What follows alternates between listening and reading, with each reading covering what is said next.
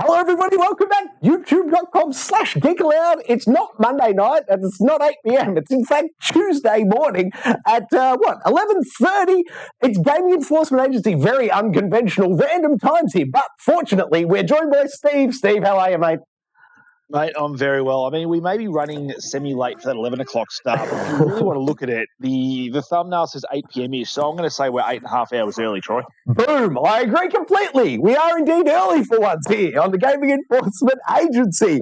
Let me tell you, even though we're early, we still run the show in the same manner, and that is game, interrogation, and deliberation. Steve and I will just take a closer look at the games we've been playing, and there's even some overtime this week. And then we've got the news, followed by the standoff. Steve, who will fight this week, mate? This week we've got, I was going to say best sequels, but there's a couple of games, one game in there that's technically not a sequel, it's a prequel. So we're going to go with the best second game in a franchise. Best seconds in gaming. I love it. And then we come over to you. That's right. The audience interrogation part, critical part of the show. Be sure, all show, if you're in the live YouTube chat, throw questions and comments into there, and we will certainly round them up in that fourth segment. Without further ado, though, let us get into, where are we? Game, interrogation, and deliberation. That's right. And Steve, kick us off, mate, with Ghostwire Tokyo. Ghostwire Tokyo, Troy, I finally rolled credits on the game. I think you rolled it last G.E.A., which was, now, 2 weeks ago? Yes, indeed, yes. And how did you go, mate? Everyone knows I teared up at it. Did it get you? Did you tear? I did not tear. I did see where you possibly could have teared, because there were some emotional sort of moments towards the end of that game there, which I think they nailed the ending for it in terms of the story. I've never seen an ending stuck that well out of nowhere. It was beautiful. It did, yeah. It was good. Like, if you just want to main path this game and not worry about all the side content stuff, because admittedly some of the collecting of all the souls and stuff could probably get a bit drab towards the end, especially probably speaking to someone like yourself who went for the platinum. There's a lot of those bloody things to try and collect. There are, but honestly, man, part of me, the gamer part of me, the hardcore minute-to-minute game player gamer of me, still loves it. I don't care that all the stories done and the side missions are done. I'm like, what? There's a shrine somewhere or a landmark I haven't gotten to? Where is it? Let me go. Oh, big shout out as well. Map Genie. If you're not using Map Genie and you're playing open world games, I think you're doing it wrong. Check it out. Map Genie. Anyway, they're fantastic for picking up the bits I missed. But sorry, Steve, back to you, mate.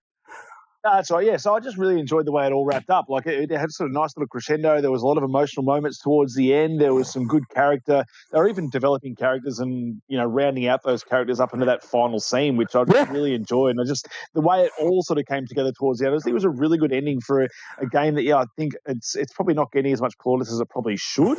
A lot of people sort of looked at it and just gone, oh, it's a Ubisoft version of a Japanese game, or this Japanese game has gone Ubisoft, and, this developer said they were never going to create a Western style game, and that's exactly what they've done. But I don't know. It's still, it's a video game where you're not collecting stuff, but it makes that stuff kind of fun, and the world that you're in is fascinating to explore. So, yeah, I don't know. I just think after having all these other games come out where you've got all this choice and stuff to do, it was just fun to play a game like this. I couldn't agree with you more, mate. Ghostwire Tokyo, biggest sleeper hit I think of the year. I haven't seen a sleeper hit like this.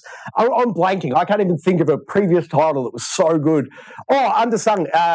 What's that American shooter? First-person shooter, 2012-ish, set in Dubai, I want to say. I don't want to say this. You'll know it because of the twist ending, but I don't want to say what the twist ending is. I know exactly which game you're talking about, because Nolan North plays the main character as well in it. That game is called something, but that was a sleeper hit, I would argue. That one was out for years, I feel like, before the sort of gaming at large took hold of it. Hopefully, Ghostwire Tokyo, well, I think it'll definitely be embraced when it hits Game Pass next year. I think so too, and obviously it'll lose a little bit, I think, without that DualSense compatibility. Oh, yes. A great game to run through. I'm not sure I'm going to have time to platinum it just yet, because I've got other stuff I'm sort of moving between. I'll give it a crack, I think. And is it the collectibles? Is that the only thing between you and the platinum? No, I've still got a fair bit. I've still got to finish some side. I think I've probably got 3 or 4 side quests still to go. Oh, yeah, okay. Yep. I was worried there was I think I did message you about it, where I had some side quests to do, which was saying I'd be locked out of them. Yes. didn't do them before, which was they were called End of the World Parts 1, 2, and 3. Yes. So I did go off and do them before I rolled credits, just in case they are part of a trophy, because I would assume finishing all side quests is a trophy. It is, but you've got to replay from like the end of chapter 4, like getting on the motorbike to the end of the game, has to be replayed again after you've done all the souls collecting. So you can sort of ignore it the first time through, run through quickly, hit that first ending, see the emotional ending, but then you unlock a certain couple of items that when you're back before you're on the motorbike, you've got those items, and it speeds up everything else. So I'd say leave all the side stuff, mainline it, then go back and do your collectathon, and you'll be away. Gotcha, done. So yeah, I've still got a fair bit to do. I think you've got to find all the musical stuff as well, and I'm not sure. Did you use a guide or anything to polish this off? This is what I'm saying, mate. This is why I'm plugging Map Genie. It is a fantastic service. I only found out it originally because of Elden Ring earlier this year, but then going back, I've even given them my $10 a year to subscribe to them. It's pretty much every open world game. I think they've got like 78 or something. It's like going back to like Assassin's Creed, where I'm from. Many, many years of open world games, and they've just got a fantastic database on there. Seriously, with that in your side pocket, Steve, you'll half, quarter, even a third of the time will be required to get through it to you to the platinum, mate. It's perfect service. Awesome. Because that's what I was looking at. I was like, if I'm going to try and do this just on a cord, this is going to take me a long time. So I was like, I sort of bounced from trying to do that after I rolled the credits, and I was just like, I'll play something else for now, and we'll probably get back to it at some point. Yeah, mate, Map Genie is the ticket, but it's a fantastic game, and you're going to love it, mate. I absolutely love it. It's a gamer's game, as you say. When you're in that gamer's mode of collectathons, fire it up. You're going to love it, just to polish off that platinum. And just on that game you're thinking of, I think it might have been Spec Ops The Line. Is that the one? Spec Ops The Line. What year was that, mate? Was it 2012? It was 2012. You're on the nail on the head. Couldn't remember the name. Told you the year it came out, though. Real handy stuff. All right, so Ghostwire Tokyo, Steve, you're still keen on it. You've seen the ending, but you said you're going to shelve it for a while. Do you have I'm going to come back to this in August or something? No, it's one I'll probably just I'll just dabble in every now and again. Like I'm in a mood like I'm at the moment, where it's like I don't really see myself getting stuck into a game like I did with Elden Ring. I've just been flicking between games, and games I'll just keep flicking into and just sort of knocking it off, intermittently. I hear you, mate. Perfect answer. Perfect. All right, next up, game 2 this week is Steve, help me out. No, Stranger of Paradise, Final Fantasy Origin. Now, my first question, Steve, is that to say that this game is the prequel to all the other Final Fantasy games? I think it is. I believe this is a remake of the very first Final Fantasy game. So it's obviously made by a Team Ninja, I believe, that do this. Wait, hold on. Are they the Neo guys? Yes, thank you. That's what I was blanking on. Neo, yes. And sorry, which console are you playing it on, mate? I'm playing on Xbox again, because this was, admittedly, which is strange, because playing this game, first thing you notice, graphically not that impressive. No, it really felt like a last-gen game, graphically speaking. On the PS5 I was playing it on, so I can confirm. Both the PS5 and Steve said on the Xbox as well. Looks last-gen. Yeah, and apparently if I've seen some comparison stuff on Digital Foundry, the Xbox Series S just even looks even worse. Like, it's incredible how bad it looks on the Series S. Wow, okay. But no, it's, again, I didn't come to this game for its graphics, because I'd already read and watched plenty of videos knowing it looked terrible, but I heard the gameplay was quite fun, and especially if you like your Neo stuff, and the fact that this thing has sort of Neo-style combat and gear systems and stuff like that, but it's also got a difficulty setting, which I enjoy, because after playing stuff like Elden Ring, I didn't really want to play a game like this and be, in it just for the difficulty. I just wanted to enjoy the story, which I've heard the story is actually quite good towards the end and quite enjoyable in a very camp sort of way. Okay. Which is what I'm enjoying. They talk about killing chaos all the time, and chaos is it like initially it sounds like chaos is this like being that's like a Thanos, like the reason everything's bad in the world, and then from story stuff towards the start, it's like you find some female and she says she's chaos, and chaos is more of a an ethereal thing as opposed to a being, but then your guy said, no, it's definitely a being, so now we're going to go find chaos, the real chaos. And she's like, oh, cool, I'll join your crew, we'll go find chaos. I'm like, okay, I don't really know what's going on, but I'm here for the ride. Perfect. But so far, just in terms of, I've just chucked it on, not the easiest difficulty, but the sort of the next one up. And I'm enjoying the combat. I'm enjoying the banter between the characters. I've laughed at stuff. I don't know if they are playing this game to be like the way it is in terms of they're not taking themselves seriously. I think they've absolutely nailed it, because I'm laughing, probably not because it's meant to be funny, but just because some of the delivery of the lines is just hilariously bad. But if it's deliberate, well played, because it's done perfectly. But that's the reason I'm enjoying this game, is because it's so stupid with some of the stuff they do and say that I don't know, it's different to everything I've played. It is funny, man. Now, sorry, I'll just jump in for a second. Just say the footage you're seeing now is coming off the PlayStation 5. There's a demo available if you want to check it out, which is exactly what I did. And I was surprised how enjoyable the combat was, to your point just then, Steve. And my question is the Final Fantasy VII Remake combat as enjoyable as this combat? Yes, it is. And I need to go back to that game then. Yeah, it's really good. I probably enjoy Seven's combat maybe a little bit more, only because they've got the whole free system and you can, allocate different moves to different carries, different times to slow stuff down. Sometimes this can become a little bit frantic where you can't really see what's going on the screen because everyone's pulling off moves all at the same time. And sometimes I can't even see the enemy I'm attacking. I'm just, tapping for me, it'd be the B button. For you, it'd be the circle button to do the finishing moves and stuff like that. Yeah. And I don't even really know what's going on. And you can flick between so many different types of weapons. Like I've been rocking this big sword that I can see you rocking here as my main sort of class, and then sort of flicking between either a magic or a cleave. But I think there's about maybe 6 or 7 different classes you can just flick between. You can always have 2 active ones, and you press either your triangle or your Y on your Xbox to flick between those 2. But it's so frantic and stuff that's going on, and you're trying to do so many things, and you can block and you can parry and all that kind of stuff, that you just end up not button mashing, but you sort of, I don't know, you're just doing your best to get through it. It's not quite as tactful as something like a FromSoft game or even Neo itself. Yep.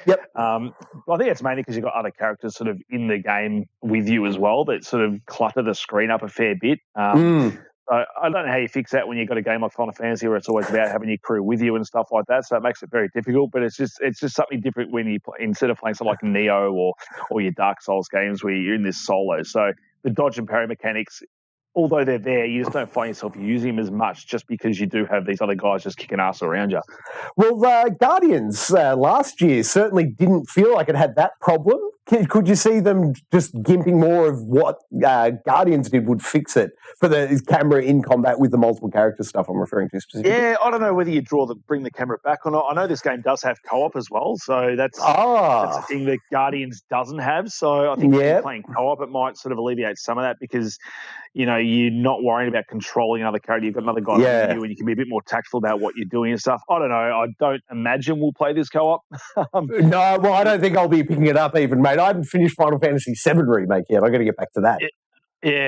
So this did make me want to maybe go back and do Final Fantasy VII, but I know it's a massive install on my console, and I'm literally on the final boss, so I'd be reinstalling the whole game just to finish that last boss. So maybe at some stage I'll do that 90 gig or whatever install to do that, but I'm happy enjoying this at the moment for what it is. Like I'll probably play through this and finish it.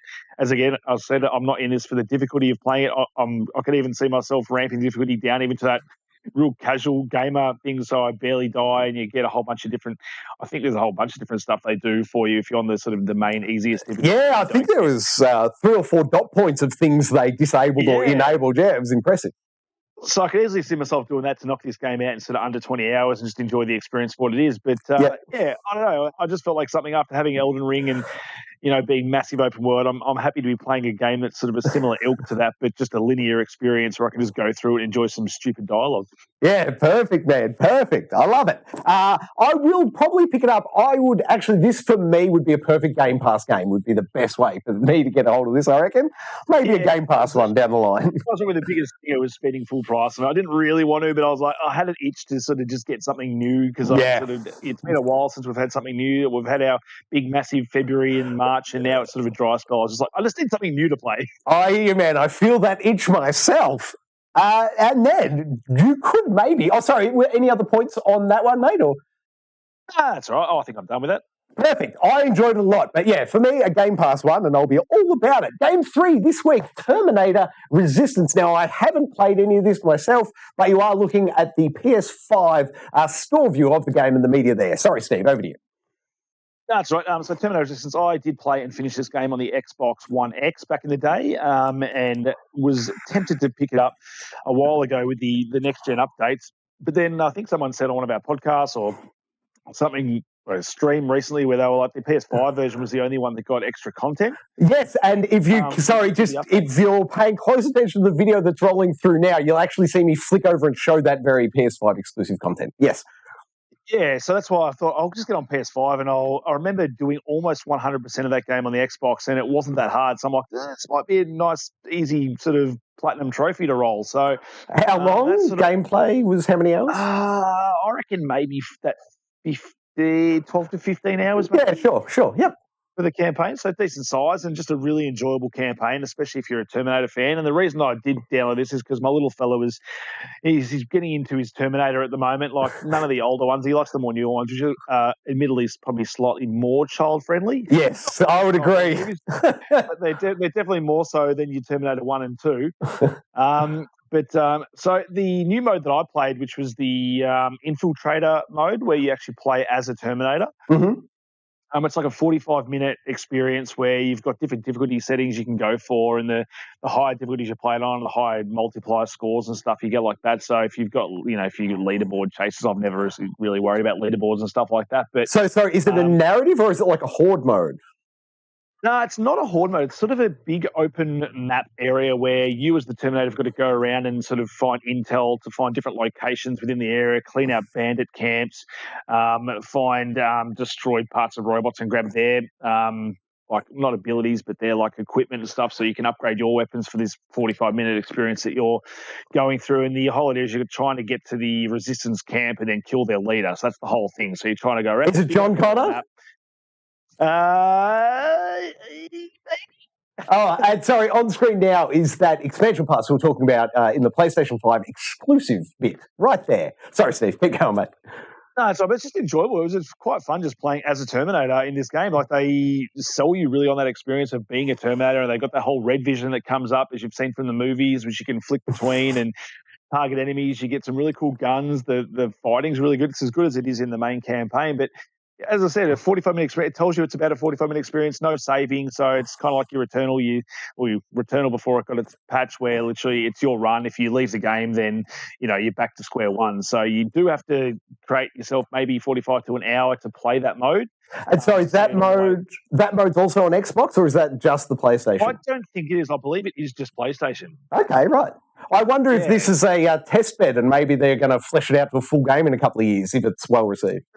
Yeah, potentially. I mean, it was fun. Like they got a nice clunk of the footprints as you're sort of stepping around as the Terminator, and you can like just walk up to NPCs and grab them by the throat and throw them. So they really show the strength of the Terminator and stuff like that. No, it's just a really enjoyable 45-minute experience. As I said, you still need to make sure you've got that hour uninterrupted, which a lot of gamers will have. A lot of parents and you and me might find a bit more difficult to find an hour just to play uninterrupted.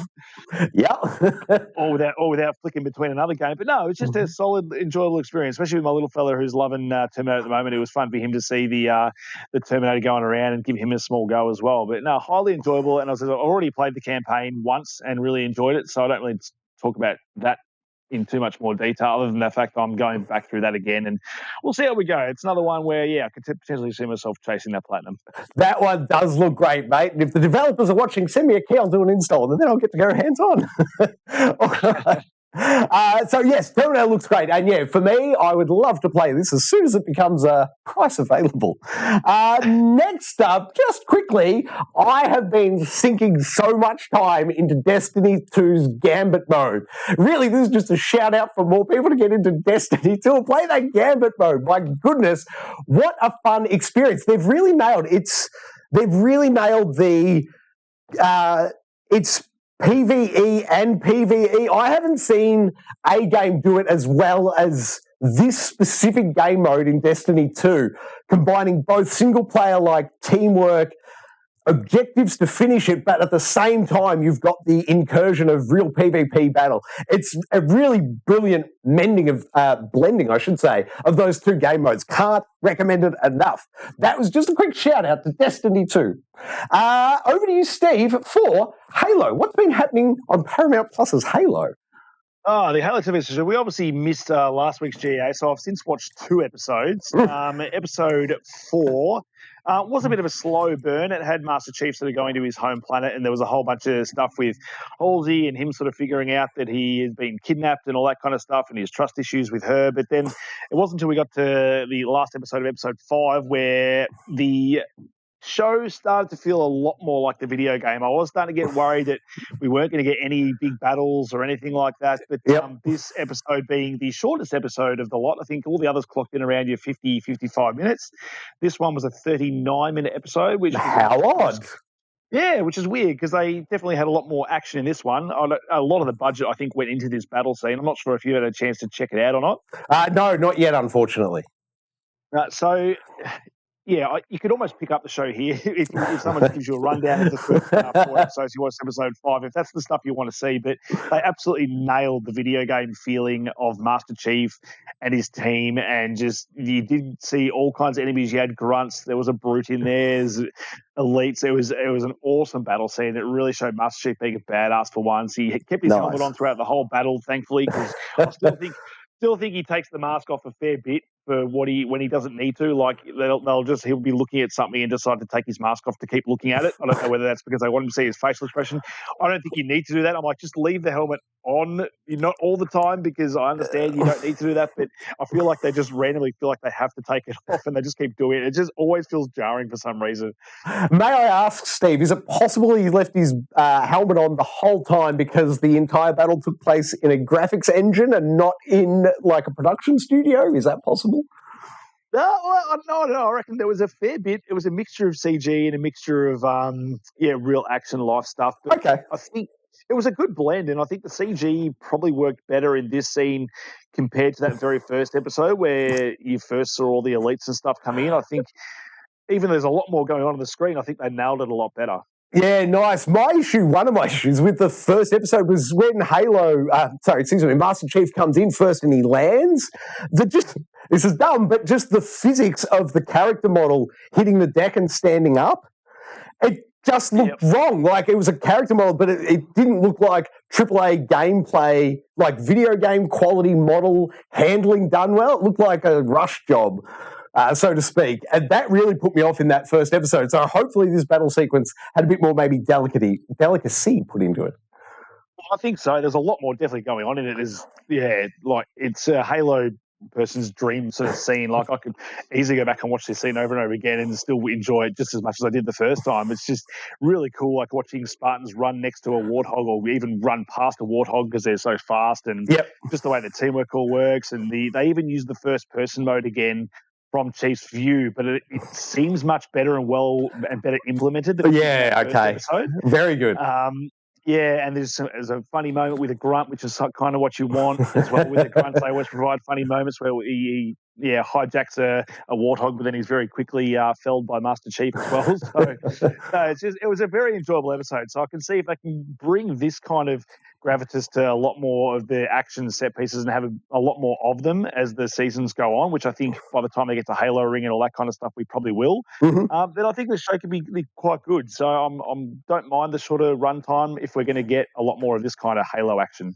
Yeah, nice one. I wonder if it was originally a 55-minute episode and they just cut out all the bits where they didn't nail the CG, bring it down to the 38 minutes tight experience. Oh, yeah, potentially. And we'll see. I think the next episode will be air Thursday night this week as well. So we'll see if that momentum continues and I'll report back next week. Fantastic, mate. I love it. I'm definitely going to watch that episode before next week. You can bank on it. Oh, sorry, just a total aside here, just while I'm thinking of CG that they didn't quite nail. If anyone's going to watch the Sonic 2 movie at the cinemas, take real close attention on the closing shot just before they roll credits. They've got a ute with Sonic in the back driving off, and just watch Sonic real close because he keeps accelerating and the car changes its speed and Sonic speeds through the back of that ute just before they cut to the credits. But you've got to watch real close. It's only a couple of frames. I couldn't believe that when I saw it. Anyway, sorry. That brings us, Steve, overtime, mate. What games have you been rapidly playing? Oh, so yeah, watching Halo sort of got me back into Halo Infinite as well, and especially with Season 2 fast approaching, and Season 2 is actually looking quite cool when it comes to all its content, and a smaller Battle Royale mode coming into that as well, which looks fun. So I've been just, dabbling with that and just playing some free-for-all Slayer. So just got out of not playing the team stuff anymore, just anyone I see I get to kill, and last night, just before jumping to bed, I managed to get a 22-kill game. Whoa! Came first in that free-for-all, and it's been a lot of fun because the free-for-all stuff you generally on the smaller maps, and it's just sort of fast, frantic fun, and I'm really enjoying being back in that Halo sort of thing. I obviously haven't done all the stuff from Season 1 anyway, so I'm not sort of burnt out on it. I've just sort of been away playing other games because so much stuff's come out this year. Yeah. But just going back to Halo, it's such a fun game. And even the campaign, I'm sort of progressing my Legendary playthrough as well, which has been fun. And I don't know, it's a very polished game when you go back and play it, and it's just a lot of fun. So that's Halo. I've been dabbling still in Lego City Undercover and Lego Star Wars. Oh, still doing those. Still want to call Lego City Undercover one of my favorite Lego games I've played. That game consistently just is impressing me in terms of its comedy and story and stuff. It's such a cool game. It really is. Sorry, mate, just to refresh my memory, were you playing Undercover on the Switch? No, I'm playing it. So when I first owned it, I had it on the Wii U, but I played it on the PlayStation 5. Very good. Dying Light 2, I've been jumped back in Dying Light 2. I just had an itch to play some horror games, and my God, that game's as good as I remember it.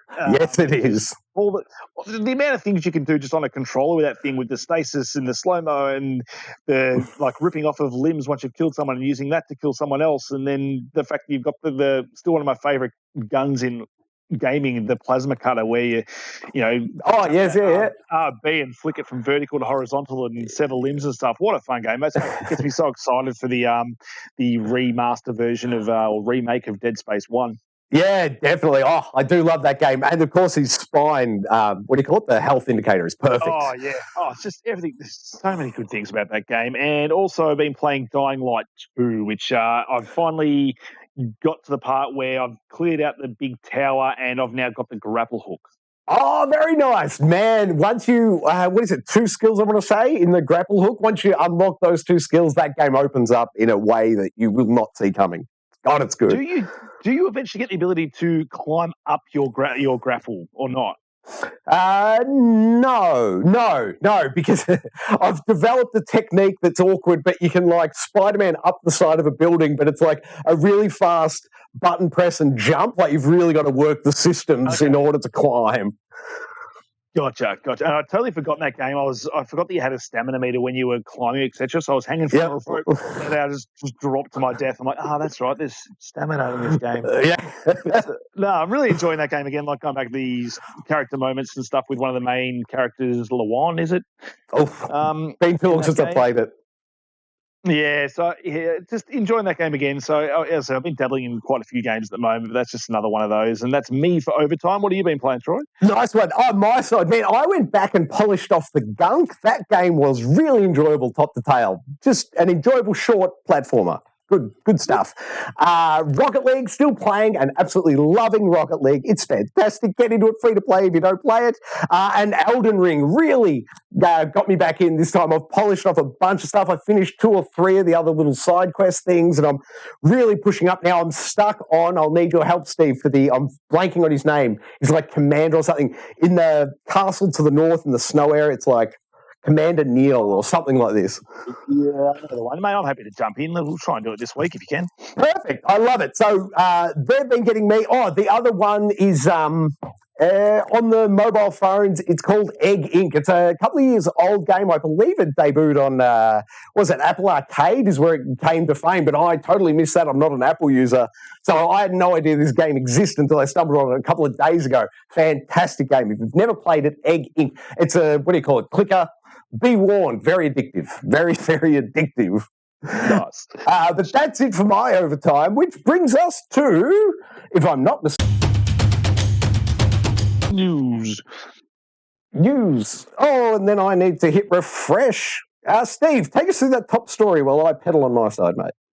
Yeah, so Naughty Dog is hinting currently that they are hiring for more Uncharted games. I'm not sure how much of a hint it is because it was a tweet from, I think, a new employee there that's part of the recruiting. And Yeah, the quote was, to hire for the legacy of Uncharted. So I don't really know how to take that, whether it's, are we hiring to continue the legacy of Uncharted? Are we hiring to maybe create more of the legacy series, which is the Nadine and Chloe Fraser game? Like, I don't know where that lies.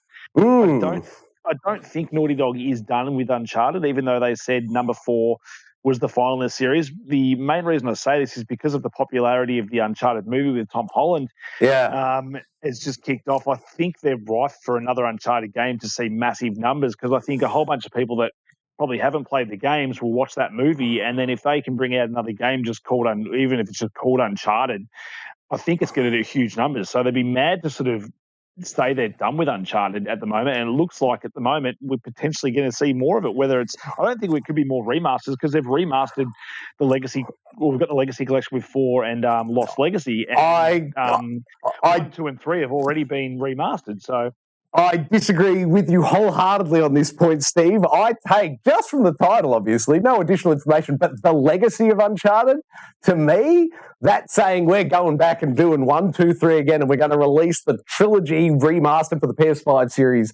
Well, they probably wouldn't put it on Xbox, but they'd put it on PlayStation Remastered PS5, I reckon, in line with the release of the second film. To me, that makes a lot of marketing sense. When you say remaster, what are you thinking? Because Uncharted 1, I think, is ripe for a remake. I think in terms of all other games, they actually hold up pretty well and already run at 60 frames per second. You might be able to give them a 4K bump or something, but there's not a whole lot you need to do or could do, I reckon, to those games to improve them per se. But number 1, I think, could see itself a remake. I think just remastering, I don't know what else you would do, because they did already get the Blue Point remaster sort of a few years back now. So what would you think that would mean then in terms of a remaster? Well, I'm very cynical on this one, Steve, but I would argue it's the success of the film that's driven this.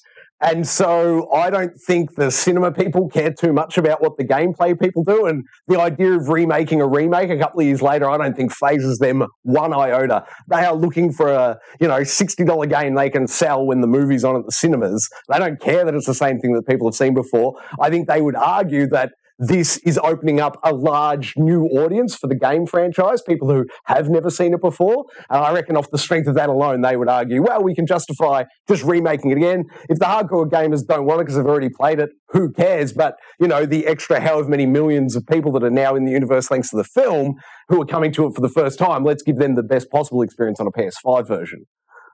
So are you thinking just a higher res version of 1, 2, and 3 just in a package of like an Uncharted collection or something? Yeah, correct. PS5 native release of that is what I'm assuming. That would be the cheapest way they could get a product out quickly in time for the movie, because the movie can't be more than, a year off release, you wouldn't think? Yeah. So if you imagine, what can they get done between now and the middle of next year? Not much. They could probably re-release 1, 2, and 3 on the PS5 native. That's about all they could do in a year, I reckon. So that's where my money sits. But I don't know. No information from me. Now, would you like to see another Uncharted? Absolutely, 100%. I love the Uncharted games. Give me 100 more of them. They can keep making those till the cows come home, and I'd be very happy. I just don't think in the time they've got that they could actually do a proper whole new one. Oh, I agree. It'd be, I think there's already rumours they're working. Well, we're pretty sure they're working on the Last of Us remaster for the first one. There's rumours of the multiplayer Last of Us mode as well. So they're doing things, and it's hard to say whether they're going to move on to a Last of Us 3 or whether Uncharted they're going to do another Uncharted. So it'd be very interesting to see what happens over the next sort of year or so in terms of what news comes out about this. It will be. Who did they? Because they just took the Last of Us remake in-house back into Naughty Dog. Who did they take it off? Did. Who was the developer? Because what I'm wondering, Steve, how about this for a conspiracy theory? They brought that back in-house to Naughty Dog to free up the porting people to redo 1, 2, and 3 because Naughty Dog didn't want to do it again. Essentially, yeah. Bring back into the studio the fun new bit that they get to play with and, let the other people just retread the old tyres, maybe. Yeah, and then there was rumours that, Ben Studios, the guys that did Days Gone, they were working on Uncharted because they obviously did the Vita Uncharted game. So there was rumours they were doing that as well. So Again, I think it's going to be an interesting 12 months to see sort of where Uncharted's at and sort of where Naughty Dog's at with what they're doing. And even, Studio Ben to see what their next game is. Obviously, they, got knocked on the head and they said, you're not making Days Gone 2. So they have to be working on something. It's just what that is, I don't know. Yes. Excellent questions. Time will tell. Next up in the news, hopefully this all works. And maybe, hopefully, here we go. Oh, it's getting there slowly. Amy Hennig is making a new Star Wars game, according to IGN. Steve, what news?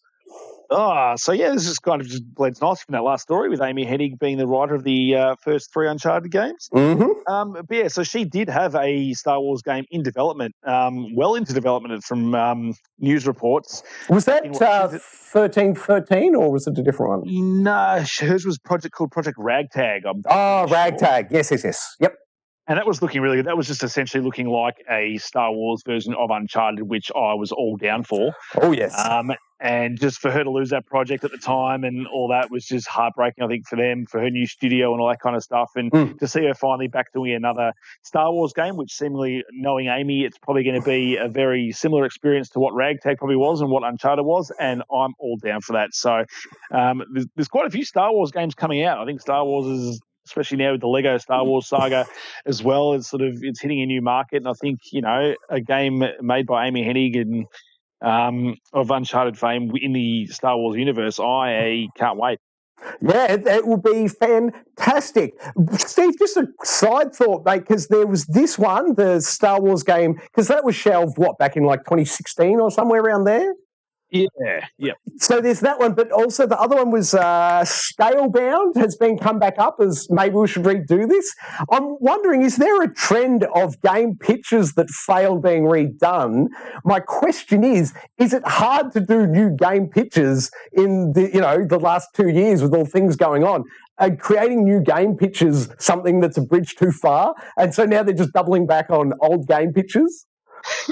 I don't know. It seems to be that way. It's odd. It is odd, and we're always up for a new experience stuff. But you're like, how many more new things can we get in games before, I just don't see how much more we can innovate. We haven't seen too much innovation really within the last sort of 10 years. Like, yes, we've had better games. There is, in terms of hardware, yes, but in terms of the games we're playing, like we are essentially playing very similar games. Like Sony's third-person action games is another Sony third-person action game. Yeah, we're going to play them and enjoy them, but in terms of innovation, there's not that much difference that we haven't been doing for years on end. Elden Ring very much was a breath of fresh air, but now I'm trying to think, did it actually introduce anything new or did it just rehash good old ideas? I think it just redid everything really well. Like, it did an open world really well. It did emergent gameplay really well, but there's other games that do those things. I think Elden Ring just did them all as one big package. So it didn't feel like I was playing a brand new game. Let's just say it just felt like playing a Souls game in a really well done open world. So, I mean, you could say innovation is just the fact that they have managed to innovate on those core ideas. But in terms of drastically different stuff, I don't see what else you could actually do to change the way a third-person action game plays, really. Yeah, well, that is their job. I'm just trying to think, mate, what about unpacking? Was unpacking new? Well, that's unpacking. That was completely different. Was that innovation? Is that innovation? Oh, yeah, go about unpacking. I mean, the fact that they made it enjoyable at all was a very, very good job by those guys. Oh, and shout out to them, winning the BAFTA. Good job. Well done. Yeah, great stuff. All right, story 3. If it loads, come on. Oh, it's not looking good for story 3. Here we go. No, it'll get there. All right. Hideo Kojima Productions will remain independent after tweeting PlayStation Studios banner. Steve, this was all very confusing from my side. What was your read on it? Yeah, it was the same. This is a little bit over a week ago, I think, now, because we missed a week. But he just sort of posted this thing. Yeah, he's got Death Stranding in there, but everyone was quick to jump to the fact that, is Kojima going back to Sony? Is he being bought out by them? He's going to become exclusive. He's since come out and said that's not the case. But yeah, very, very odd thing to post.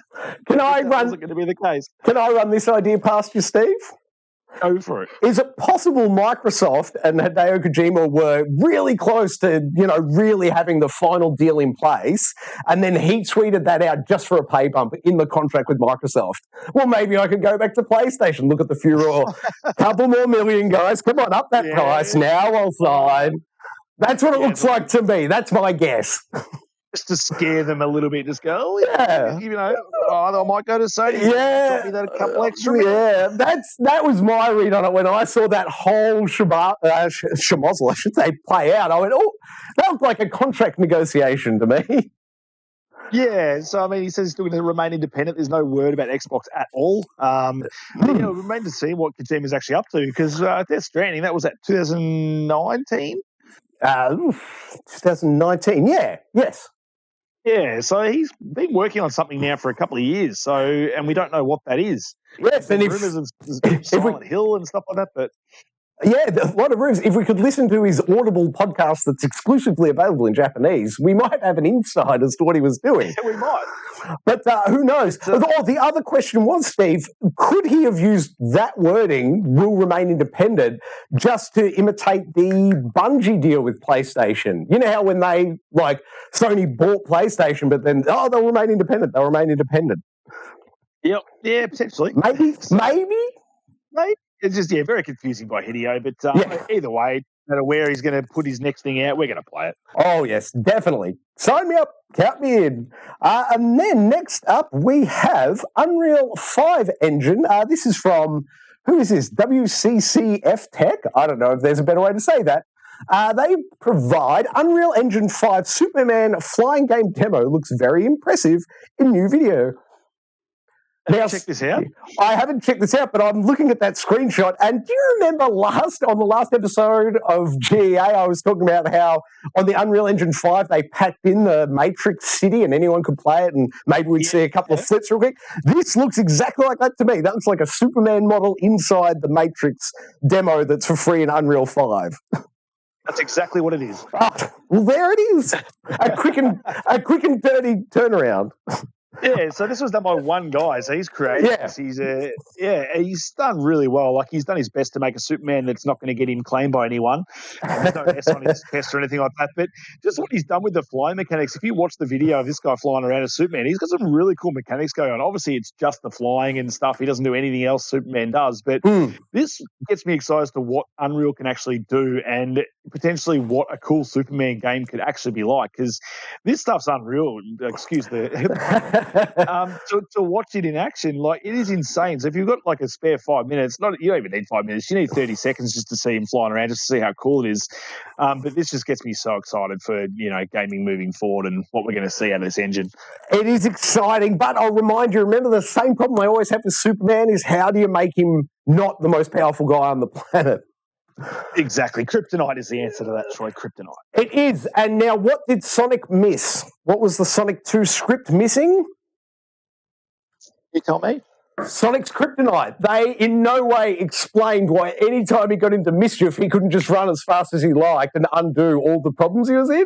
Every issue he faced in Sonic 2, he could have sidestepped with his super speed. I did notice that. I can't remember what moment it was in that. I think it was, oh no, that's right, when they're in that cabin with all the bad guys. The dance-off. Yeah, I'm like, couldn't you just run away? Yeah, and he's like, I'm just going to pick this up. And, it's not like he could just zip over, grab it, and zip off again. Like, what are we... That whole film, I so struggled to keep my suspension of disbelief. Oh. You've got to also think, yes, it's suspension of disbelief, but he's a blue hedgehog in a real world as it is. So I'm like, my suspension of disbelief's already... Yeah. No, see, I can get there with the character. I can sidestep that issue. It's fine. But when he's not using his innate abilities to solve his problems, I'm like, what are we doing here? It was very silly. Yeah, anyway, sorry, that is not a news story. What is a news story, though, is God of War Ragnarok is still on track for the release this year. Dev assures fans. I don't know how much Sony enjoyed this guy coming out and saying Ragnarok is coming this year. It still remains to be seen. But, I mean, hearing this news, I'm reasonably hopeful. I was in the camp that I was pretty sure this game's getting delayed to next year, but I don't know. I think maybe we do see it by the end of the year. What do you reckon? I cannot put my cynic hat down this week, Steve. I saw this and thought it's more marketing. Marketing walked around the virtual building, asked in Slack, who's willing to put out a sensational tweet for us? I honestly think this was planned just to spike the pre-order numbers. I think they're playing games behind the scenes. I'm not buying this for a minute. I still don't think it's coming out this year. Yeah, neither do I. I mean, we've already had Zelda Breath of the Wild's been pushed back. I could see the same thing happening to Ragnarok. That being said, they've had a while to make this game, and if you think about it, was it 2018 God of War, so they would have shelved that, had a bit of time off. So what's that? That's 19, 20, 23 and a half years development for a game where all the assets are pretty much good to go. If you've watched any of the trailers like this, they've used some of the same animations. The graphics probably not going to, it's a PS4 and PS5 game as far as I know, Ragnarok as well. So they're not having to optimize completely for PS5. They've already done the upgrades for God of War 2018 for the PS5, so that tech's already there. It's pretty much just the story they need to nail and all that kind of stuff. So I could still see this game coming out this year because they're not building from scratch.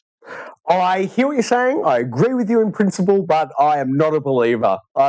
Until they actually show me it, I'm not buying this game's coming out this year. I don't care how many alleged rogue developers tweet anything. Yeah, I'm with you as well. But yeah, so I'll believe it when I see it. But yeah, either way, I'm excited for this game. I'm happy to wait. I'm happy for it to come out this year. There's always other things to play, but I can't wait to see if Ragnarok does come out this year. Will it dethrone Elden Ring as Game of the Year?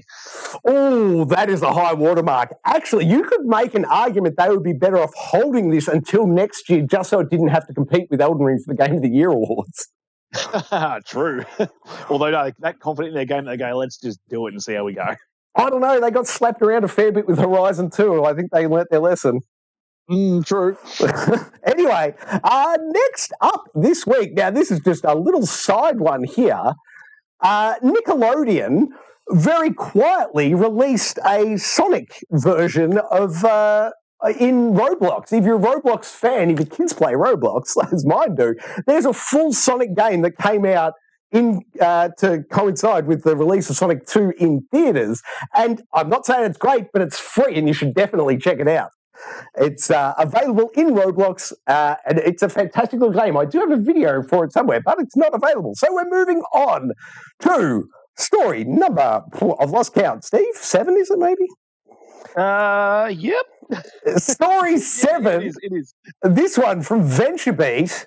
Diablo Immortal, the game I was praising last year in the beta form on phone, has finally been given a release date, which is June 2nd, but they've announced it's coming to PC as well at that date. My question, why not come to consoles then as well? Yeah, great. I did see this news this morning as well, and I was like, why not consoles? I could see this being a Game Pass release as well for Xbox. Like, it's already on PC. Come on, guys. I've played it. It's an awesome game. If you've played any of those, Diablo, World of Warcraft, this is another one of those. There is nothing bad here at all. The only bad thing is that bloke in the audience 5 years ago standing up and booing them or whatever he said. Yeah. When he asked them if they were serious or something, I think, when they announced it was a phone game.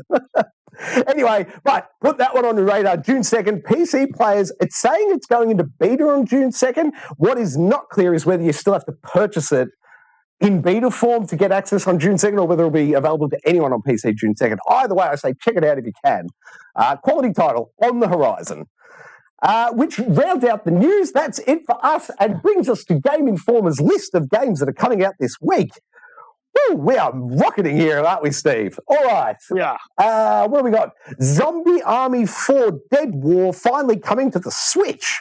Rated a 7.5 by Game Informer, but I think Steve and I both enjoy that series. Yeah, that was a good game. I don't know how to run on the Switch, and it won't be my sort of chosen way to play it, but it's good to see it's coming to more platforms. Indeed. I believe it's still in Game Pass, Zombie Army 4. 90% confident on that one. I reckon you can pick it up in Game Pass if that's the way you're set up.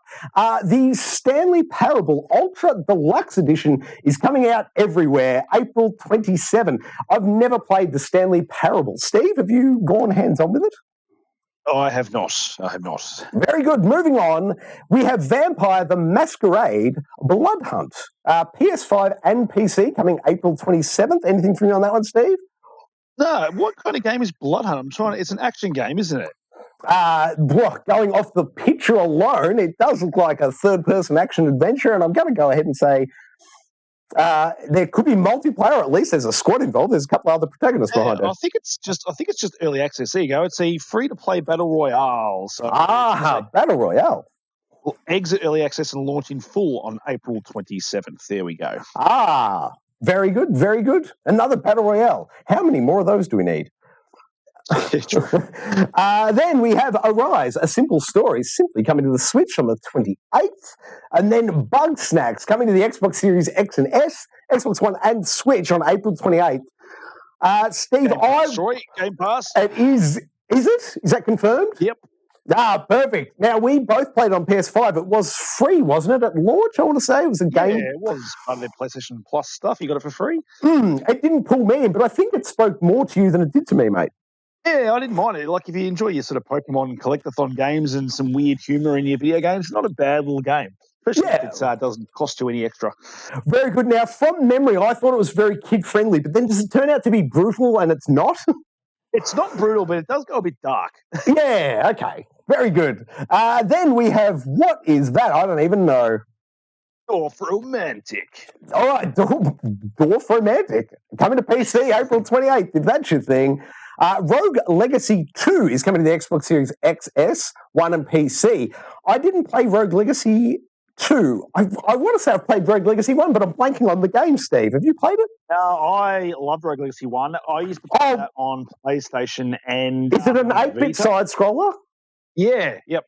Come back to me. That's the one where you've got abilities where, like, your character could just be, or is it like they've got different traits from their grandparents, and you pick one each one. Like, one might be... Yeah, that's right. Yes. One might just have short vision or colorblind, and the whole game's like black and white if your character's colorblind. Yeah, no, it's really... when I saw this on the list, I was like, I can't wait to give Rogue Legacy 2 a go. I used to love doing my cross-play stuff, playing on my Vita and then going back to my PlayStation and Vita. Where I left off. So I'm not sure whether it's coming to Game Pass or anything on Xbox. It looks like this one is Xbox exclusive and PC, so we're not going to see it on the PlayStation, which is strange. But if it's initial launch of Rogue Legacy, Xbox have been doing that 3-month indie deal for exclusivity. So every chance in 3 months you'll see it on the PS5. True, that's right. I'll probably give it a bash before then, though. I reckon I'll probably pick this up this week. Well, if it's on Game Pass, mate, you and I both will be firing it up.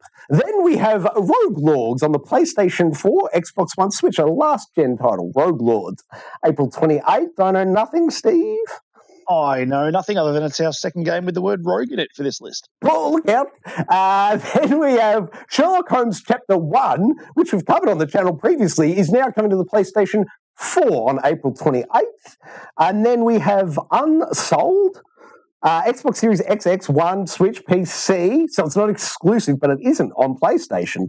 I know nothing about Unsold. Steve, any thoughts? I had a quick look at it. It's a top-down isometric sort of action game, sort of like Hyperlight Drifter type thing. Okay. And a similar sort of art style as well to that. So, yeah, no, it looks kind of cool. I don't think I've got time to play something like that at the moment, but if it receives good reviews and stuff like that, I might see myself dabbling. Perfect. And then finally, Nintendo Switch Sports comes out April 28th on, you guessed it, just the Nintendo Switch for that one. There you go. I've got a lot of people at work actually looking forward to this one. Everyone starts talking about it. I'm like, okay, we're going to start talking about video games now, and you want to talk about Switch Sports. Okay, cool. Do you know, Steve, is there any new sports, or is it all the, Wii Sports just resolutioned? It's got a lot of the new ones redone and stuff. I'm not sure. I haven't looked in to see if there's any much more new sports. I'm assuming they will add some stuff in there that wasn't on the initial Wii U version of the game. But, I don't know. This could be a fun one with the family, I think. Absolutely. Now, will they bring out a Switch Fitboard, do we think? Oh, God, I hope not. All right, I need a little help from you here, Steve, as I pluck some windows. What's happening next, mate? We've got the Standoff. Oh, the Standoff. My laptop's freezing. Come on, Standoff. Oh, gosh. This might be almost completely done at this point. Who knew? I think we've lost the laptop, in which case we've lost the Standoff.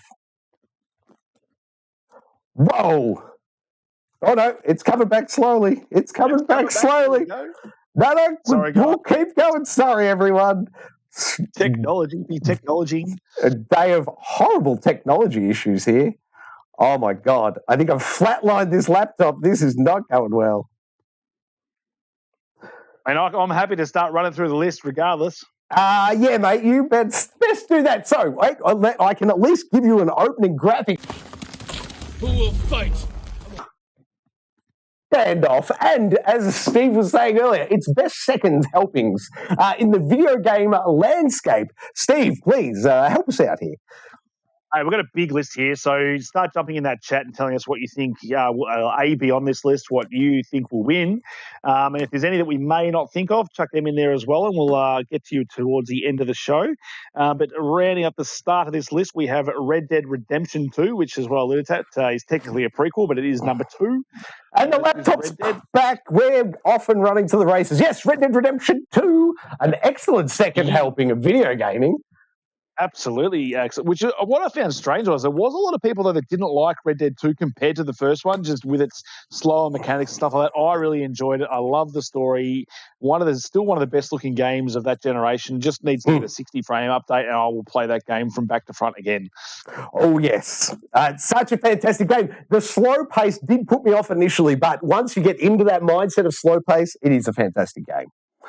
It is, and I just really love the way they sort of blend that prequel with the obviously the first game and the thing. I think it's a really well done sequel, but obviously prequel. The way they sort of blend those two stories, they do indeed. But you're right, mate. Prequel, sequel, it's excellent. Either way, it's excellent. Next up, we have The Last of Us Part 2.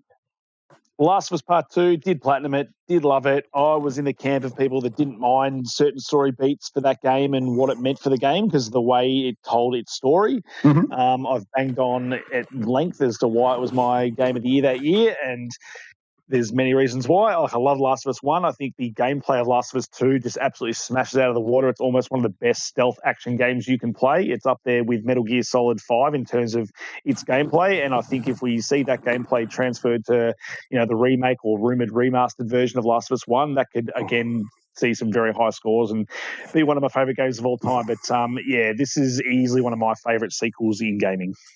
Perfect. Now, Steve, what's the multiplayer bit called? I'm blanking on the name, but when is the multiplayer coming out from Last of Us Part 2? I don't know. I think we might hear word around sort of June E3 time, even though we don't have E3 anymore. So Summer Game Fest, I reckon we may start to see something about, is it Last of Us Factions? Yeah, Factions. You've nailed it. That was it. Maybe that was the unannounced project old mate slipped up with on LinkedIn. Yeah, potentially. So, but no, in terms of, I love the Last of Us franchise, and I think number 2, yes, there was some controversial stuff with second characters becoming playable characters for pretty much half that game, but the fact that half that game was played with Ellie, where that game already still went for 12, 15 hours, and then you had another game essentially on top of that as well, was just, I think, some masterful storytelling, and just in terms of gameplay, it changed up just enough between those two characters as well. I just loved it. Yes, I'm very much looking forward to giving it a second look, and we're probably far enough away now. There was so much controversy around that game when it came out. It really detracted from the gaming experience for me. I could never fully commit to the game. So now that we've got some distance, it's worth going back to, I reckon. I'll definitely give it another crack. So too. I think I will. I enjoyed it the first time around, but I reckon I'll enjoy it more, even more the second time around. Then, Steve, Mass Effect 2, everyone's favourite, surely.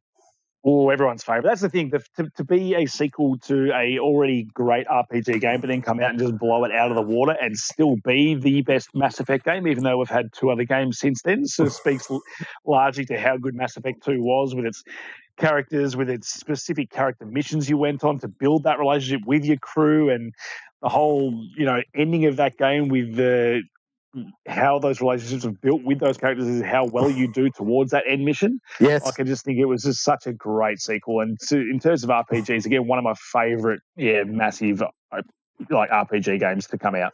I agree completely. Number 1 was great, and then you're right, they just really sharpened their pencil and they got to work on number 2. Absolutely smashed it out of the park. That was a great one. Then we have Horizon Forbidden West, this year's Horizon Forbidden West. That's right. Horizon, as I said, unfortunate for Horizon, it has suffered both times releasing, first time with Breath of the Wild and this time with Elden Ring. But having gone back to Horizon now since finishing Elden Ring, I'm really seeing sort of how good this game was. And when it first came out, I did put in that 25 hours straight up and couldn't get enough of it. And it was such a better experience for me than the first one. Like, I did finish the first one, but it's kind of like almost a chore for me to finish that first game. I finished it because I felt like I had to finish it, whereas this one I actually really want to finish. I'm really enjoying where the story's going. I like the setting, just feels a lot better. I like the sort of tropical area that I'm in now. I like the characters more. I think Aloy is a slightly more likable character in this one. Not that she's not likable, but I don't know. I just didn't really grip to her like I have in this one. Mm-hmm. And yeah, no, just a really enjoyable sequel. Yeah, I only put the 6 hours into it, but yes, it was a fantastic game, no issue with it. But as everyone knows, Elden Ring got in its way, so I put it down. Looking forward to getting it back to it, though, myself. Next up, the old classic Half-Life 2. It's been a long time since I've played this, but what a game. What a game. I don't think I've ever finished Half-Life 1 or 2. Like, I've been doing a lot of Half-Life 1, and I've played Half-Life 2 so many times, and I feel like I get to the same point every time, and I don't know why I always fall off it. It's whether it's I'm just like, I don't know what it is, but Half-Life 2 is such a good game, and that opening scene and stuff is so iconic, and I enjoy playing that moment over and over again, the amount of times I've done it. But you might be able to speak more on it to me. Oh my goodness, Steve, the end of this game, if you've never seen the end of Half-Life 2, you are missing out. This game kicks it up to 11 in that final chapter. It's a very skinny final chapter, but when they get to it, it flicks up to 11, man. You've missed out if you haven't played it. I'd say go back and play it. I'm not even going to say what happens in it. What can I say without ruining anything? You remember in Saints Row 3 or 4 when they introduced the dubstep gun and it was amazing? Yep. Half-Life 2 has a similar moment at the end, and it just changes the world of Half-Life, and you've got to experience it for yourself. I know this is an old spoiler, but I'm still not going to do it. Go play it for yourself. It's phenomenal. What is it about 2 that's so much better than number 1 then? That ending, no, the whole thing's great, man. If you know how Solitaire was included on Windows originally to teach people how to use a mouse, like it's the mouse training. Like Half-Life, the original Half-Life felt to me like everybody's first entry into a first-person shooter. It was very much a slow walk into all the first-person mechanics. Half-Life 2 almost feels like what we would consider today that first maybe 15, 20 minutes of the intro where it comes on nice and slow. The whole pacing of Half-Life 2 is set at that speed. Like, it's not a difficult first-person shooter, but they really lent into it. It was the first time there was all those physics puzzles. They pioneered so much at the time that now you take for granted, but when you go back to Half-Life 2, it introduced so many of these mechanics for the first time ever. It was groundbreaking at the time. Not sure it would hold up as well today, obviously, but still that ending will definitely hold up well. Nice. Maybe I'll have to replay it at some point. Such a good game. And then we have Halo 2. Oh, yes, Halo 2. Halo 2. So if you're massive into your multiplayer, this game apparently is still one of the best when it comes to Halo and stuff like that and sequels. For me, I really enjoyed the game. However, I don't even know if I did enjoy it more than one when it's all said and done, mainly because I wasn't a huge fan of playing as the Elite. Yeah, fair call. In this game, because the way it was all marketed, I just wanted to play as Master Chief, and that's pretty much all you want to do when you're playing a Halo game is play as Master Chief or a Spartan. Yep. And sort of when you went to play as the Elite, I liked what they did with the thing. I can see where, they developed Halo. It probably says a lot that they never went back to playing as an Elite ever again in a campaign. Mm-hmm. But again, like one of the least popular things again was with Halo, was it 5, where you went and played as another group of Spartans and played as Spartan Locke. Like again, no one enjoyed that. So at least now with Elite, they've gone back to playing as Master Chief because that's the best bit. But again, Halo 2 still has some of the best levels going around for Halo. I agree. But what I understand from your criticism there is that The Last of Us Part 3 will only let you play as Ellie? Actually, that's different. I don't know. Yeah, it's hard to say. For me, Halo, the reason I play that game is to play as Master Chief. I think that's why people. That character. Yeah, but I think that's the argument, the same argument people muster for Last of Us Part 2. But anyway, interesting to see you on both sides of that argument, Steve, for different games. Next up, we have Assassin's Creed 2. My goodness, I remember back in the day, this was revolutionary. Correct me if I'm wrong, Steve, but that was Assassin's Creed 2 was the first Assassin's Creed with multiplayer? Was it 2 that had the multiplayer? I believe that was the introduction of multiplayer. I could be very wrong. All I know is that they just enhanced all mechanics, all storytelling, the open world, everything. It was like a lot of people say when they are comparing sequels, they always go, is it Assassin's Creed 1 to Assassin's Creed 2 level of innovation, etc.? Because it is still one of the benchmarks for how they managed to, because Assassin's Creed 1 wasn't fully open world from memory. It had sort of open hub areas and stuff in it. Yeah, that sounds about right.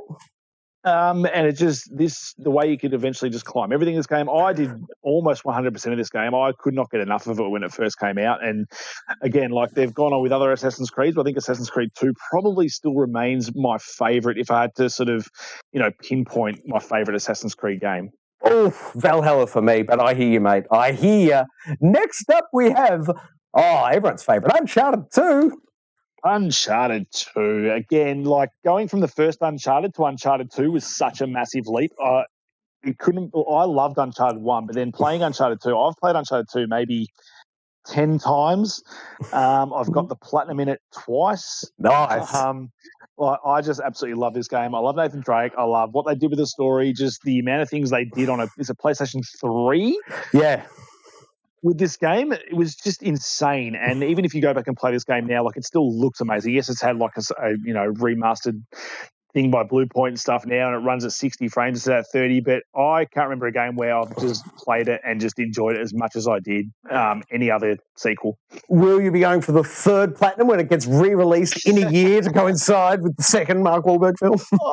You know what? I might have to. I mean, there's a lot of treasures to hunt again, but my memory for this game, I went and played it not that long ago, and I could remember where absolutely every single treasure was in that game. It's just mapped in my brain now where wow. things are. Nice. So I don't even need a guide anymore to find them. I just know where they all are. So I could probably do it pretty quickly. It's just finishing them on crushing is probably the hardest thing to do, but I just enjoy it so much, and I enjoy the unlocks for these games. I don't know. In terms of sequels, 3, people say 3 may be better than 2, but hard to really split them sometimes, but 2 will probably always be my favourite Uncharted. Even though Uncharted 4, I could probably objectively say is a better game with what it does and with its story and its maturity and stuff like that. But in terms of where I was in gaming at the time, Uncharted 2 just still stands out above for me for most games. Definitely, mate. Couldn't agree more. I love me some Uncharted 2. And that train scene. Oh, yeah. They shouldn't have been able to do that back in the day, but they did. Then we have Batman Arkham City.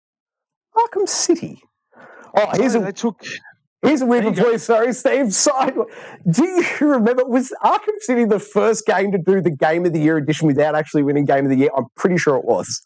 Oh, it was one of those, wasn't it? I love how all games these days have a Game of the Year edition, even if they might have won some award. They might have won a G.E.A. award for Game of the Year. Yeah, Game of the Year. I think the thing that sticks in my memory, I believe the front cover of the re-release Game of the Year edition had like 100 different websites giving it 10 out of 10. Like it was just littered. Anyway. Oh, yeah, I do remember that. But it did deserve a lot of 10 out of 10s. Oh, yeah. The Arkham Asylum, which, again, still probably one of my favourite Batman games out of the whole lot. That's probably... Arkham City did take it to that open world, and they did do a really good open world Batman game. But I really like the Metroidvania style of that first game. Yeah. To this day, I really like the way they did that.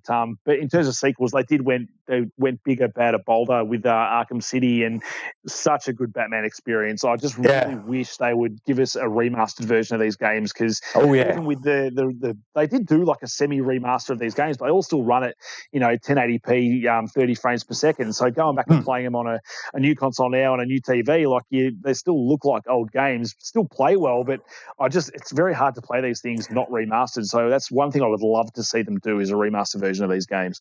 Is this Warner Brothers games? Yeah, it's WB. Now, wasn't there rumour of Xbox buying them out? I feel like there's every chance that as soon as whoever buys them, you're going to see those remasters. I don't reckon they're too far off. Maybe 2 years, Steve, you'll have it, I reckon. Oh, God, I hope so. Like, even if Xbox just did their back-compat stuff to it, just give me a 4K bump and that frames per second bump. Like, that's all I really need. Yeah, fair call, mate. I'd be right there with you. Next up, we have Metal Gear Solid 2. PlayStation 2, my gosh, it does go back a ways. This was another big bump. There was a fair bit of time between Metal Gear Solid 1 and 2 from memory. Again, this is another controversial one. This is another one where they've flipped the script and gone, we know you love Solid Snake, etc., but we're going to make you play as some blonde pretty boy for half the game, if not more than. So it did sort of rub a lot of people the wrong way. But I loved my whole time with Metal Gear Solid 2. Especially, like, they could have just released that game as just the bit where you play as Solid Snake on the ship, and that probably would have been enough to suffice for most people. Yeah, what was Metal Gear Solid 5's preamble? I'm blanking on the name of it. Something Zero. Yeah, it was a Project Zero or something. Mission Zero. I don't know. Normally that would come to me. I know it would. But yeah, so I hear what you're saying, mate. They could very much have pulled that opening level out and made it its own thing. It would have done well. Yeah, I still remember the first time just like playing that off the bridge and jumps on the thing. It was just so iconic and just so awesome. Just what a great sequel to an already great franchise. Indeed, I loved it. Loved it. Spoilers, there's not one game on this list that I didn't enjoy. Then we have, of course, Dead Space 2. Steve, you were singing its praises earlier this episode. I was, so I don't need to say too much more if you're listening to me earlier in the show. But yeah, Dead Space 2, again, it's coming off a very good base game. Yeah. So Dead Space, it's not like, they needed Dead Space 2 and Dead Space finally became good. Dead Space 1 was an amazing game. Yeah. Very scary. Dead Space 2 went slightly less scary with a bit more action, which I kind of enjoyed because I think it was just after I'd played maybe Uncharted 1 or 2 and it gave me that sort of Uncharted vibes, but in a horror setting, and I just loved that mix. And even going back and playing it now, it's such a good sequel. The mechanics in that game still hold up so well today. Just a stellar sequel. And what's funny about all these things is that games seem to always have really good sequels, and then movies, for whatever reason, their sequels are worse than their first movie. So, that's just a strange thing to point out. It's a great point you made. Come on, laptop. Sorry, everyone. I apologise for the incredible technical difficulties we're facing today. Next up, we have Portal 2, Steve. Portal 2. Portal 2. You're going to have to tell me most about this because I don't think I've finished Portal 2. I know, kill me now. I don't think I've even finished Portal 1, to be honest. I may have, but it's going back a while. But you might be able to speak more to Portal 2 than me. I can, mate. I absolutely love Portal 1 and 2. Obviously, the biggest draw to Portal is that it's just the puzzle game. It's being able to solve the puzzle yourself. And the awesome step up from 1 to 2 was just the dynamic level of difficulty in those puzzles. It feels like if number 2 goes all the way to 10, it makes number 1 look like it only ever got to a 5 difficulty, if that makes sense. You've really got to think way outside the box for the Portal 2 challenges to get those on. So big fan of Portal 2. It did wonders. It really just stepped up the difficulty of the core gameplay being the Portal puzzle solving. Oh, so didn't the developer come out recently and say he would like to do a Portal 3? Was that him? Yeah, yes. Gosh, why do I feel like you're right, but it's a different... It was definitely someone at Valve. Was it Portal? Yeah. Someone said that if they were going to do it, they'd want to do it soon.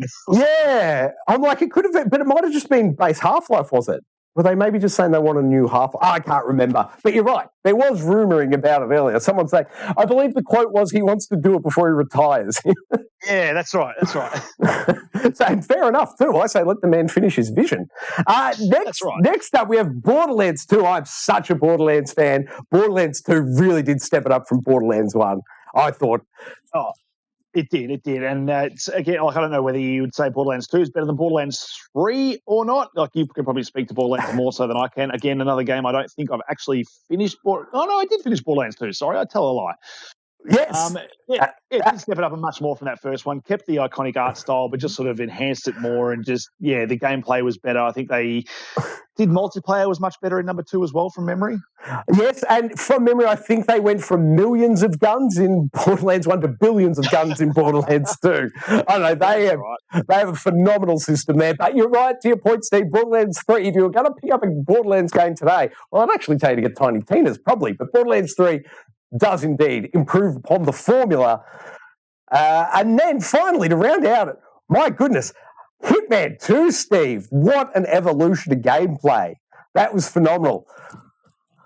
Tell me all about it, Troy, because I know you are the Hitman aficionado here. You almost wanted to give Hitman 3 Game of the Year. I really did. It's such a good game. This one also suffers from the third one being better than the second one. But the real big one for Hitman 2, what they increased was the size of the levels and also the density of characters and interactable objects in the levels. They just made it more of a, player's choice for how do you want to solve this. They just really opened it up more. Levels are bigger, more interaction options, more gameplay options, more Hitman options. And I love it. So Hitman 2 was great, but you're right, Steve. Hitman 3 knocked Hitman 2 out of the park. So definitely get Hitman 3 if you're going to get one. But I love it. Steve, due to the technical difficulties, I can't run backwards down the list. It's not going to happen, mate. Let's pick a winner.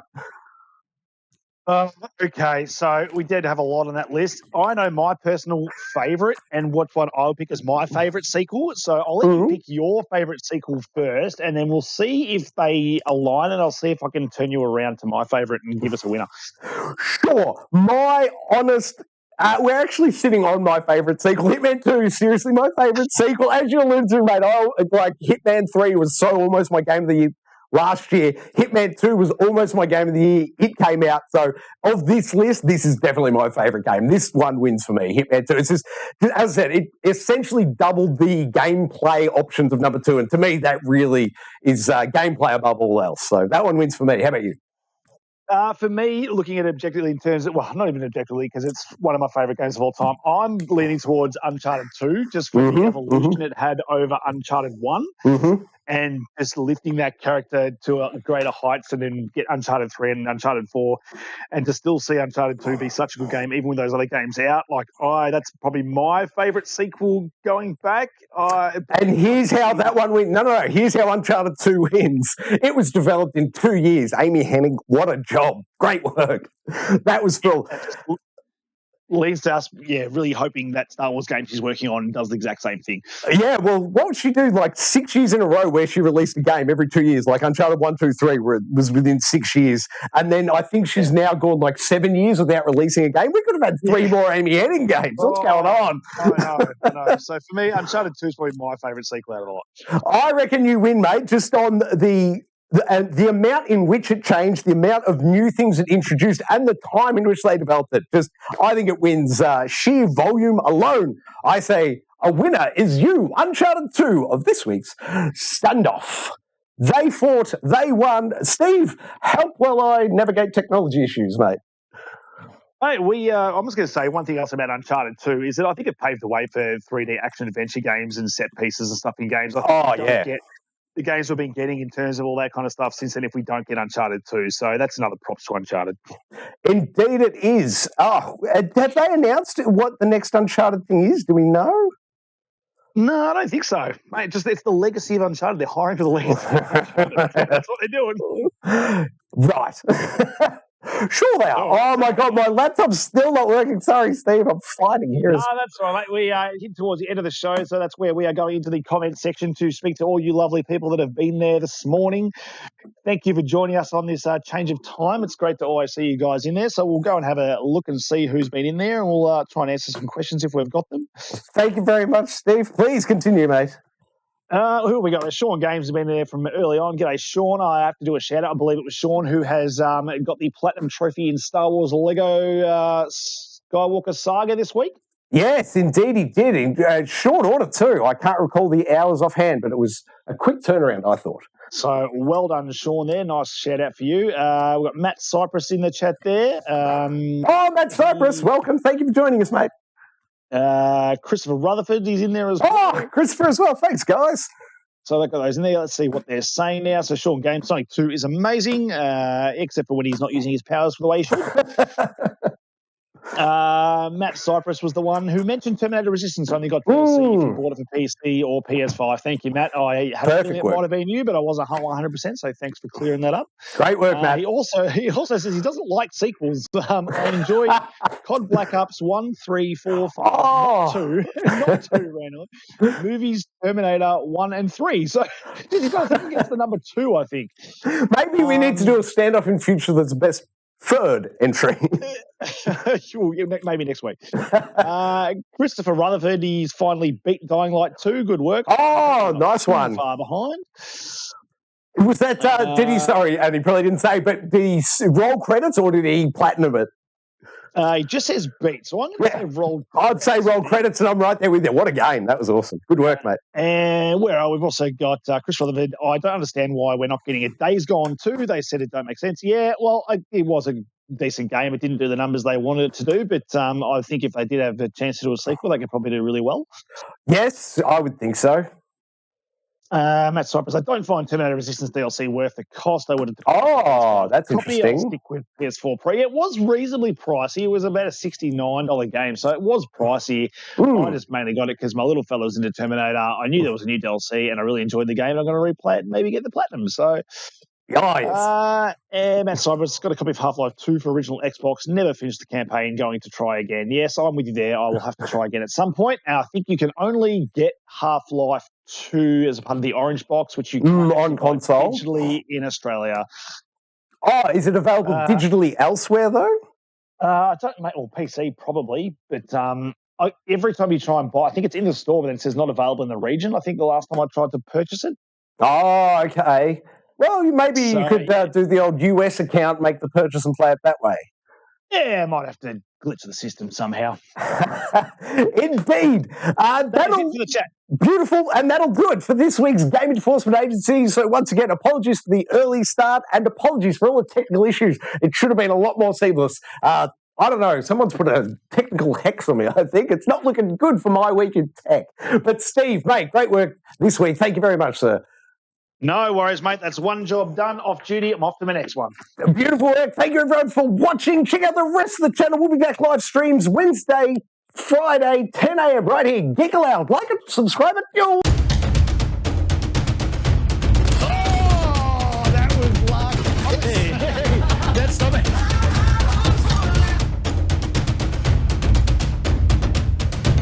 I love everything about it. Ooh. Fire splash! Old Uncle Donkey.